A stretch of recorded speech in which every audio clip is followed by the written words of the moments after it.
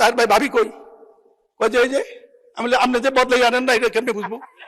আমাদের হাউসে আমাদের বোনেরা এসছে এমপি হইয়া, বুঝলাম না তো কারা আপনারা। জাতীয় সংসদে মনিরুল হক চৌধুরী যে বক্তব্য দিলেন, তো এটার মধ্যে আর বেগম রোকেয়ার নাস্তিকবাদীর বক্তব্য মধ্যে তফাৎটা কোথায়? আসসালামু আলাইকুম রহমতুল্লাহি ওয়া বারাকাতুহু। সুপ্রিয় দর্শক, আমরা অত্যন্ত দুঃখের সাথে জানাচ্ছি যে আমাদের সম্প্রতি সময়ে জাতীয় সংসদে মনিরুল হক চৌধুরী নামক একজন ব্যক্তি হিজাবকে নিয়ে বেশ তাচ্ছিল্যকর একটি পরিবেশ তৈরি করেছেন এবং এমন বক্তব্য দিয়েছেন যেটা বিশেষ করে বাংলাদেশের ইসলামপন্থী যারা মুসলিম সভ্যতা তাদের ইমানে গায়রতে চরমভাবে আঘাত করেছে। এবং তিনি হিজাবকে যেভাবে উত্থাপন করেছেন, এর দ্বারা সুস্পষ্টভাবে ইস্তেজাফি দিন অর্থাৎ দিন নিয়ে একটি ঠাট্টা বিদ্রুপ করা, যেটা কুফুরি পর্যায়ে চলে যায়। যে বিষয়টা নিয়ে আসলে আমাদের সকলের মনে আঘাত লেগেছে এবং এটা একজন দাড়ি টুপিওয়ালা একজন বয়োবৃদ্ধ মানুষের থেকে এটা কোনোভাবে আমরা কামনা করতে পারি না। দেখুন, ইসলাম এবং ইসলাম যারা চর্চা করে বা মুসলিম সভ্যতা মহিলারা, তারা পর্দার মধ্যে আপাদমস্তক ঢেকে থাকবে, এটা আল্লাহ পাকের সরাসরি নির্দেশনা। যেমন আপনি সূরা আহজাবের 59 নম্বর আয়াত যদি আপনি দেখেন, তাহলে স্পষ্ট দেখবেন আল্লাহ তাআলা বলছেন, ইয়া আইয়ুহাল্লাযীনা আমানু কুল লিআজওয়াজিকা ওয়া বানাতিকা ওয়া নিসাইল মুমিনিন ইউদনিনা আলাইহিন্না মিন জালাবিবিহিন্না। এখানে আল্লাহ পাক স্পষ্ট করে মহিলাদেরকে জিলবাব পরার কথা বলেছেন। জিলবাব শব্দের অর্থ তাফসিরে কুরতুবী 14 নম্বর খণ্ডে 243 নম্বর পৃষ্ঠা যদি পড়েন, তাহলে দেখবেন জিলবাব শব্দের অর্থ হলো আন্নাহু সাওবুল্লাযী ইয়াসতুরু জামি আল বাদান, অর্থাৎ যেই পোশাক দ্বারা পুরা শরীর বা অবয়বকে ঢেকে রাখা হয় সেটাকে জিলবাব বলা হয়। এই জিলবাব পরার কথা আল্লাহ তাআলা কোরআন শরীফে বলেছেন, অর্থাৎ পুরো বডি মহিলারা যেন আবৃত রাখে। সুতরাং জাতীয় সংসদে সে যে দলের পার্টির বা যে পক্ষেরই মহিলা এমপি হোক না কেন, তার পুরো বডি ঢেকে রাখা বা শরীর আবৃত রাখা, বোরখার ভিতর আবৃত করা, এটাকে তুচ্ছ তাচ্ছিল্য করা, এটা তো প্রকারান্তে আল্লাহর আয়াতের সাথে তাচ্ছিল্য করা হয়ে যায়।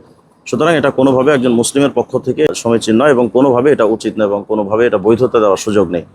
তাছাড়া সূরা নূরের 30 নম্বর আয়াত যদি দেখেন, সেখানে আল্লাহ তাআলা বলছেন, কুল্লিল মুমিনিনা ইয়াগুদ্দু মিন আবসারিহিম, পুরুষরা যেন তাদের চক্ষুটাকে অবনত রাখে।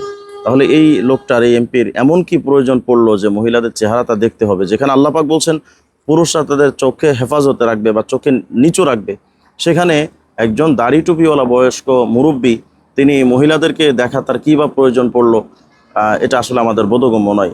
পাশাপাশি তার এই হাদিসটা জানা দরকার।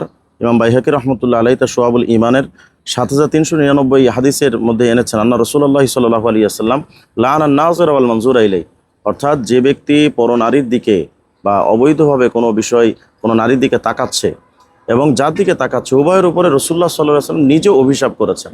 তো যে জিনিসটি অভিশাপের কারণ, সেই জিনিসটি নিয়ে তিনি সংসদে এভাবে আবেদনময় একটি বক্তব্য দিবেন, এটা আসলে আমরা কোনোভাবেই কল্পনা করি না।